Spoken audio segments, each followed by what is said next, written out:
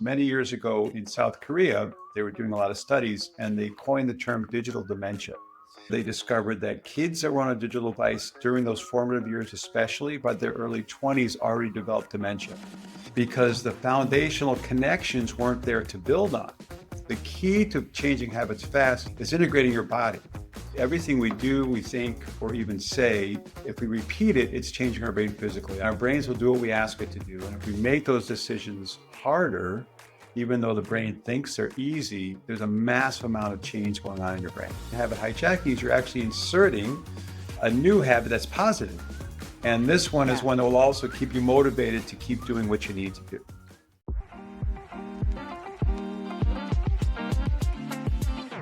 Hey, everybody. Welcome to a new episode of the Happy Productive Podcast. I'm telling you, you're going to love this one, and it might even be one that you have to go back and listen to a couple of times.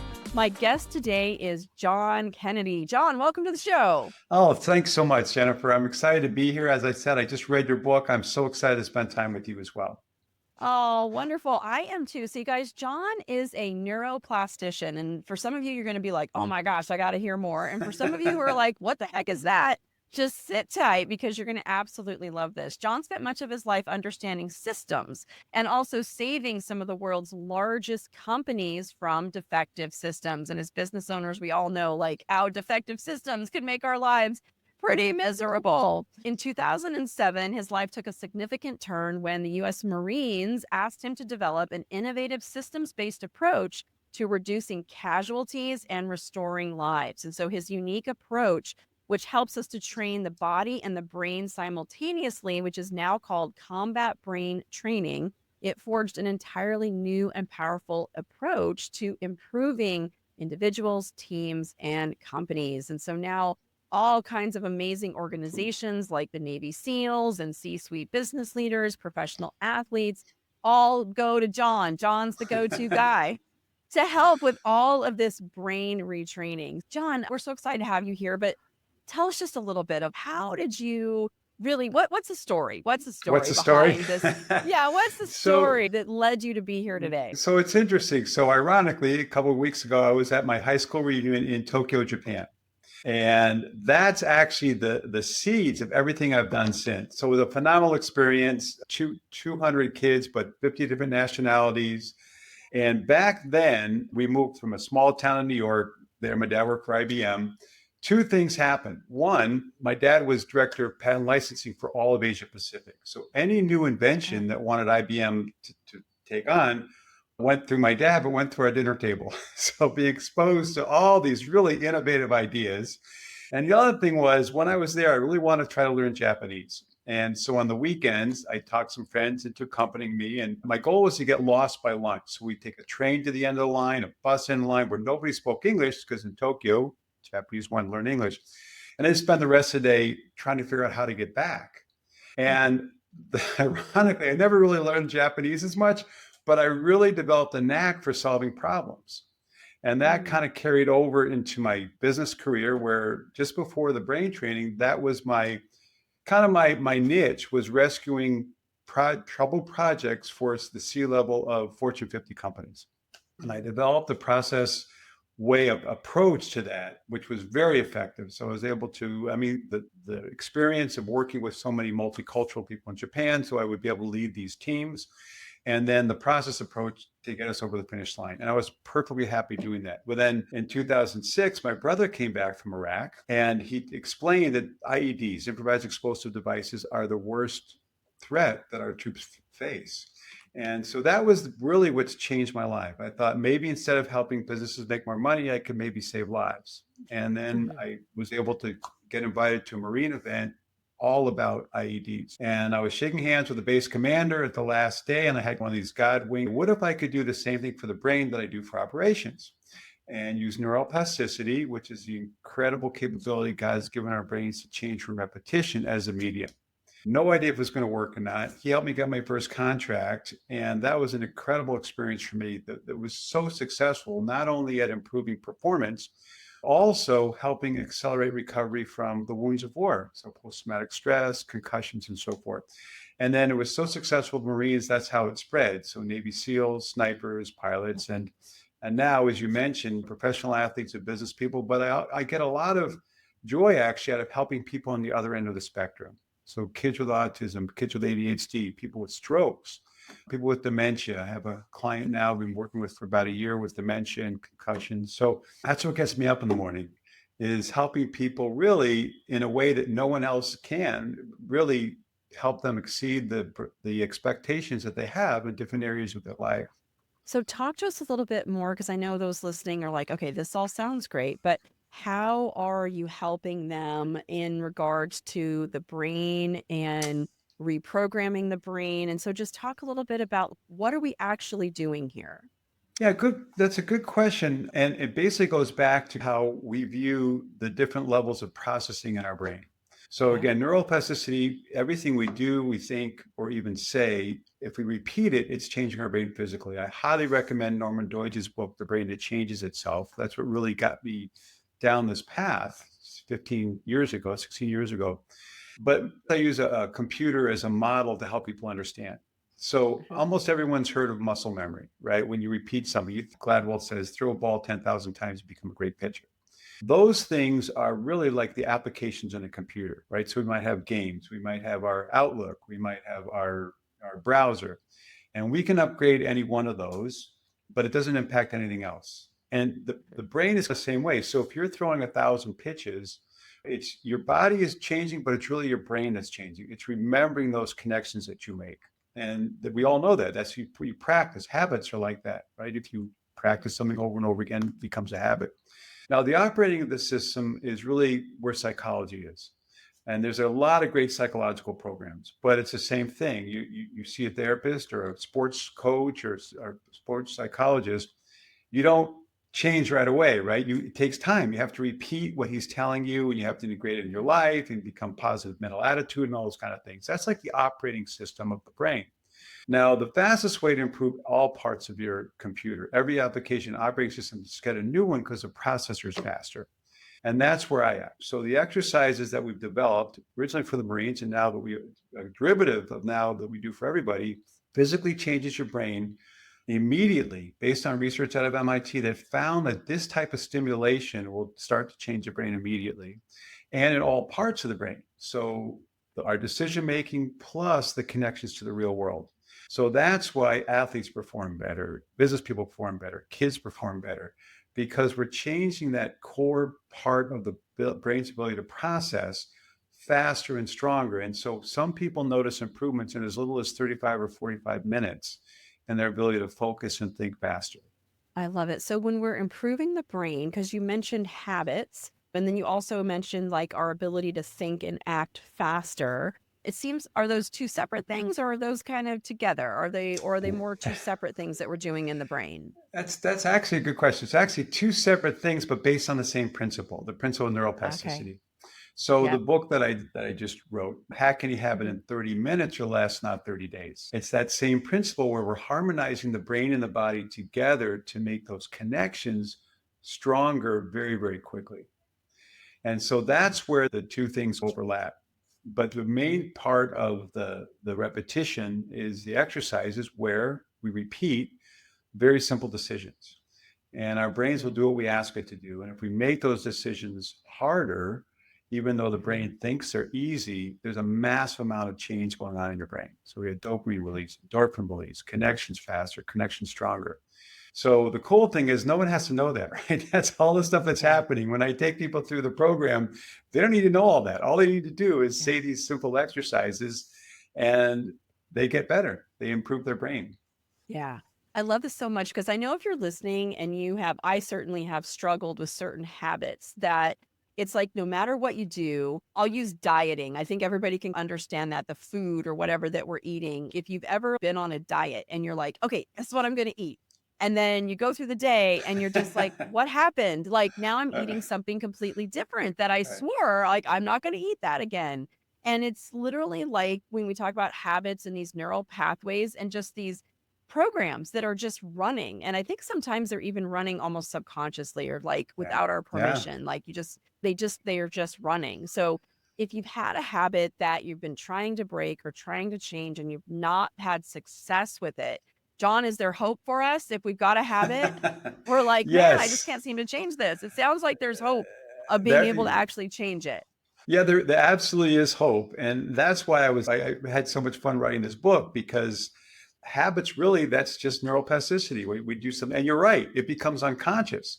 So Yeah. neuroscientists have a funny name for the transfer of conscious to unconscious thought. They call it a zombie system, because zombies are out to Okay. get you without thinking about it.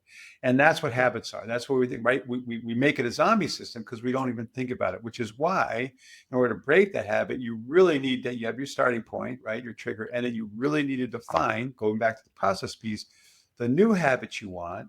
And then you have to repeat that many times using all parts of your body in a short amount of time.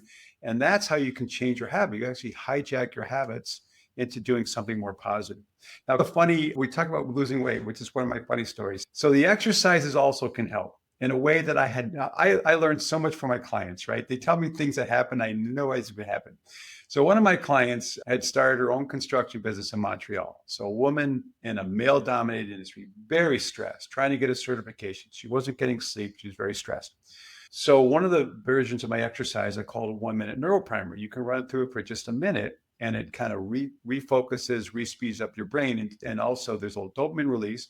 So whatever you do afterwards, get done faster and smoother. And that's actually what she experienced. So she would do these 5, 6, 7 times a day. And the first thing she said was, John, I'm noticing that the things I do afterwards, I'm getting done better and faster, which is great. And then about 3 or 4 weeks later, she emailed me, John, you're not going to believe this. I freed up so much time, I can start dating again. And then she said, which is great for her, but and then she in passing said, and by the way, I've lost 12 pounds. I said, wait a minute, Wow. if we can market this as a weight loss business, we got $1 billion business here. So how does that happen? And she Yeah. said that what she would do is she would tape the exercise to the refrigerator into her cupboard. And so Hmm. whenever she was a stress eater, a lot of us have trouble controlling our eating because we get stressed and we want Right. something salty or something sweet. So she Yep. said, when I had that feeling, I would go to the refrigerator, the cupboard, I'd see the exercise, I'd run through the 1-minute neuroprimer. That was my Okay. dopamine release. So I didn't need to eat. Plus, now Yep. because my brain was sped up and focused, I was motivated to get back to work.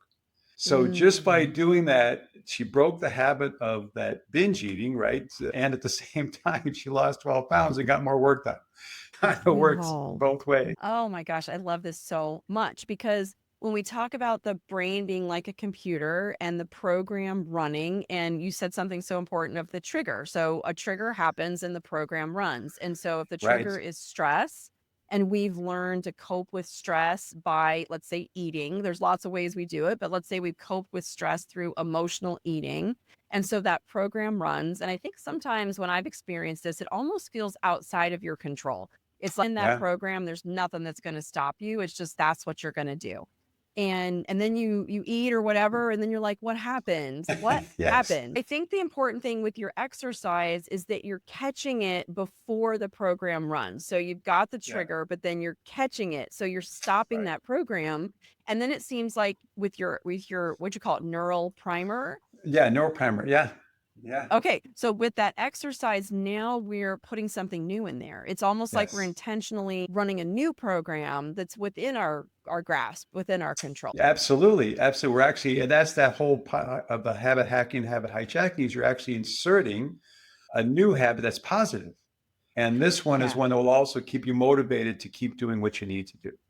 Yeah. And you guys listening, so I did one of John's exercise at a networking event where this is where I actually met John and just Yeah. love his work. And he had us all do one of these exercises. And I brought it home and I've done it with my husband. I've done it with my son. Great. Like it's just a super fun exercise. But honestly, when he said we're going to do an exercise to train the brain, I'm like, oh God, what are we doing? Are we standing on our heads? Are we like, what are we doing? So tell us, could you mind just sharing with everybody when you Sure. talk about a neural primer like that she had taped on her fridge, like what are we talking about really here? Like when we start to retrain the brain?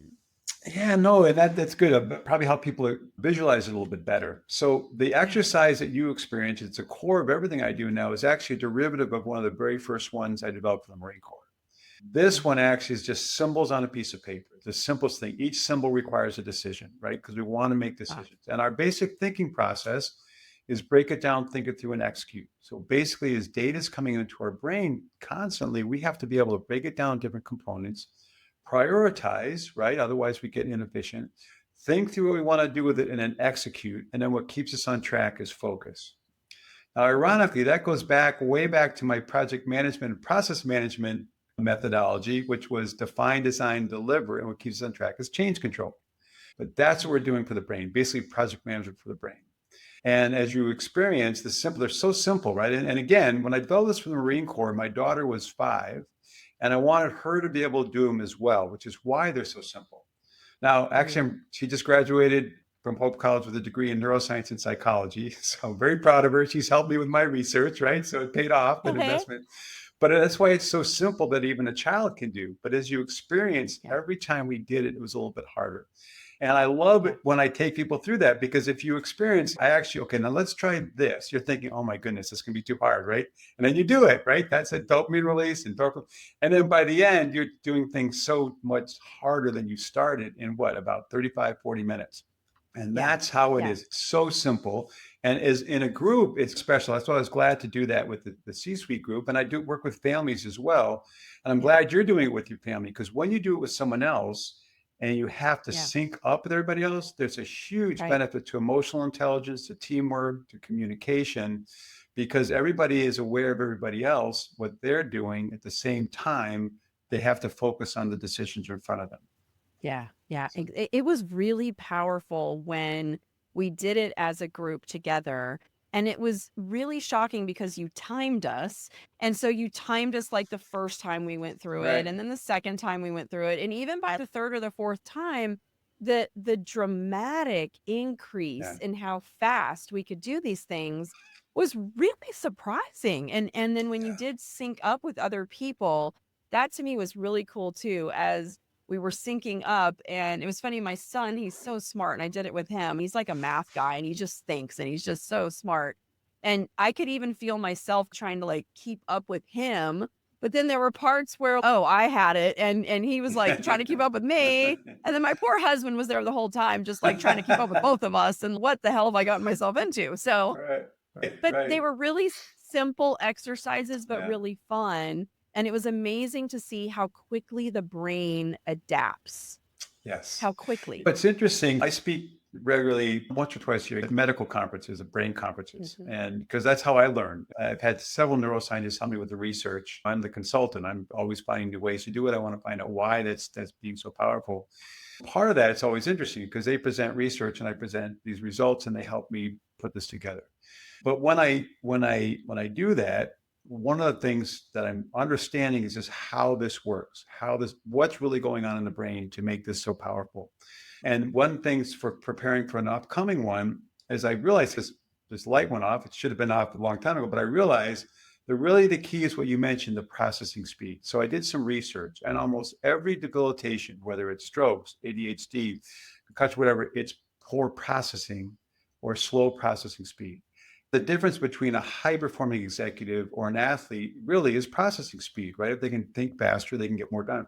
And so I took 12 of my clients who were struggling with different things, from dementia to depression, ADHD, 12 of them. And then I mapped out the increase in processing speed, which is what you mentioned, and then the results afterwards. So after just 5 weeks, almost all the symptoms had gone.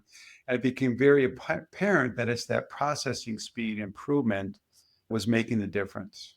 And because the exercise is not just a processing test on the screen, you're actually engaging, right, all parts of your brain, eyes, ears, mouth, hands, all those connections. So you're really pushing through those connections to be stronger in order to get faster. And that's why I do it. It's fun to use a stopwatch, right? Because if you remember the first time, sometimes I did a conference at Southern Utah University, 800 people in a room doing these exercises. And the first baseline, halfway through, half the people stop and get really upset at everybody else because we're distracted, right? Because that's what you experience. But by the 25 minutes later, they're getting all the way through it, right? Faster, smoother, and they're not distracted. And that's really the sign. That's why we always measure with a stopwatch, right? Processing speed as we progress. Yeah. Do you see, and this is a question probably completely a little bit out of left field, but I'm wondering with so much going on with technology, like even with my daughters, my kids, like they're on the phones and Yeah. screens so much more than we were. And even in my business, I'm on the screens Right. like all day Right. long. And so do you see with this just massive like inundation to electronics and technology and even AI, like I use AI right now to help me write a blog post. And Right. it's just, I don't want to think about it. Like I want to write and it helps me write. And so see that that diminishes like our processing power in the brain because we're not having to use our brains. Like I can't even remember phone numbers. Remember when we Yeah, used to have that's to remember right. everybody's phone number? That's And right. I don't even know my kids' Uh, phone numbers. So tell me a little well, bit, like, do you see diminished brain capacity because of all of these advances in technology? yeah, that's an excellent question because yes, we do. All of those are great tools, right? They help us get more done, better, more productive. They're wonderful. But the thing to remember always is anything we rely on something else to do besides our brains aren't getting the work out. Yeah. So if you go to the grocery store, right, you can drive there in 5 minutes, right? Or you can walk in 15 minutes. And as you're walking, you're getting exercise, you're experiencing the fresh air, you're observing the birds. And it's such a more enriching experience for your brain and body to walk than to take a car, but the car's faster. Now, the real tragedy is young kids, and I speak to parents groups sometimes about this. Many years ago in South Korea, they were doing a lot of studies and they coined the term digital dementia. And they found Mhm. that kids that were on it, because they start very young in South Korea, if they start on a digital device, because up until the age of 6 or 7 is when our brains go through these massive connections. If you can imagine, you learn to speak, you learn to walk, you learn to run, you learn to throw, but all those things are creating all these massive connections. Yeah. And we gain our most strongest connections by modeling from adults in interaction with the environment. Mhm. So if your kids, you let them outside and run all day, it's the best thing they can do, right? They fall, they trip, they learn, they balance, they throw. That environment outside, running around, exploring is the absolute best way to improve those connections. Now, if you take that child and instead you put it in front of an iPad or a phone, they aren't getting those connections. And so digital dementia, they discovered that kids that were on a digital device during those formative years, especially by their early 20s, already developed dementia because Wow. the foundational connections weren't there to build on. So Yeah. that's why even later, so that's why like my program or playing sports or doing something, yes, you have to use that device in order to get things done. But remember that that device is great for getting information, right? So Yep. you can get videos, but it's not training your brain. It's just Yeah. popping images or words into your brain, but your brain isn't working hard to do it. So that's the one thing I Mhm. always leave these parents with is anytime that you're not using your brain's going to get lazy, right? We use it Mhm. or lose it. And so any way you can incorporate some sort of brain and body exercises or sports or playing with your kids. The thing that always bothered me is, oh, they need to learn technology or they'll be behind. Oh, you can always learn the technology, right? And the programs are changing all the time Yes. anyway. It's Yeah. much better to have that brain power. So when you want to learn something, you can learn it quickly. Now, Yeah. AI is interesting because it's taking that digital world one step further because sometimes it's hard to know what's real or what's not. Yeah. And the difference between, so my daughter's an artist as well, and she paints abstracts. And I always asked her, why abstracts instead of realism? And she goes, the difference is when the artist paints something realistic, he's telling you what he wants you to see. When it's abstract, you get to see what you want in there. And it's Mm. the same with digital and the analog worlds, right? Digital, Mhm. the developers are telling you exactly what they want you to see. You Yeah. go outside, you get a bunch of kids outside in the field, or then you're deciding you're focusing on this, you're focusing on that, all these thoughts are going on. And it's much more beneficial to you than to just follow along rote with whatever someone's putting in front of you. It makes so much sense. My daughter and I, we both ride horses together, and we'd actually gotten her. I've had my horse, but she got her horse like 2 years ago now. But as she's going into high school, it's such a difficult time. And I've specifically wanted her to have something that she loves. And Yeah. it's interesting to me how on the days when she comes home from school, the first thing she wants to do is jump on those electronic devices. Yeah. The days where she comes home and we go to the barn, and we're outside, we're in nature, we're with Yeah. animals, we're riding, we're physical. Like the shift in her mood, the Yeah. shift in her demeanor. One day she said to me, "Mom, what is it about the barn that makes everything in life be okay?" Yeah. And it's Right. true, right? Yeah. It's like everything's okay. So I think it is so very important for us to have physical things, being out in Yeah. nature, completely off the electronic devices, and just whatever that happens to be for you, because it, I think, affect us. Oh, absolutely. And if you even go more into that, the whole social media thing, you're probably aware it was big for a while that, all the masters of the universe, they don't send their kids, they don't have iPhones for their kids. Zuckerberg jobs, and they go to the Waldorf school Nope. where there's no digital devices, even though they're trying to That's make it right. addictive. And there is a real physical addiction to that Oh, part, the centers of the brain, the immediate dopamine release every time, the adrenaline right. rush. So it's hard for kids. That's why parents really, really need to be aware of that. You just Yeah. can't just give them a phone or an iPad or something and trust them. They're children. They don't know. They're just going to do what they want to do. An interesting Right. experiment many years ago, there was a group that raised money to get, I think, iPads or computers, maybe it was iPads or Chromebooks, to like these villages. I think it was in India. Again, it was a couple of years ago. And the whole idea is we want to make them digitally savvy, right?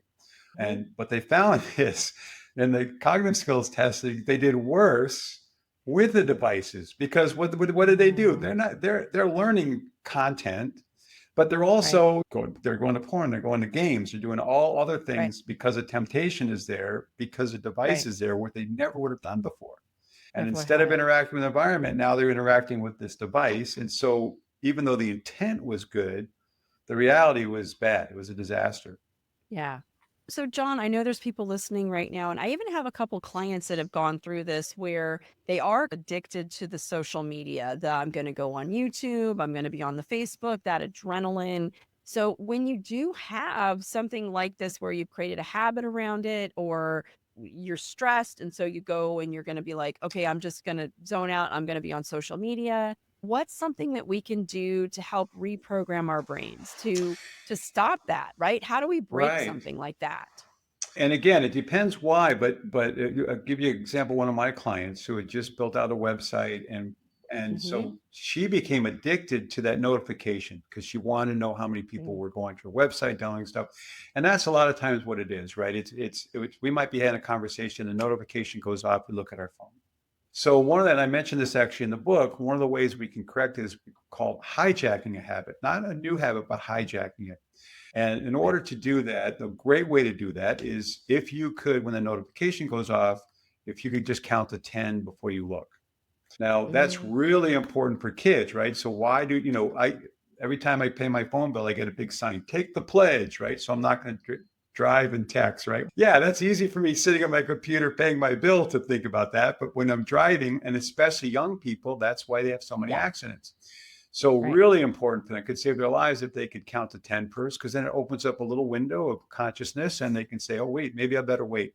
10 seconds is not too long, right? So whoever's messaging you, they can wait 10 seconds. But the way we make that a habit, again, we have to integrate everything that we do to perform that habit at the same Mhm. time we're using our brain. So what I Mhm. told her to do is to set, and your listeners can do this as well, is to just set the notification on your phone to a minute and then sit quiet. Sometime when you're quietly, nothing's else going on. As soon as that timer goes off, the notification goes off, just count to 10 and then physically pick up your phone and look at it. The key to changing habits fast is integrating your body. So then Yeah. you set it for a minute again, you put it down and you wait. It goes off, you count to 10, then you pick it up. So you can do that 20 times in 20 minutes. Then you Mhm. set the notification for 10 minutes. Go do something, whatever. Notification goes off.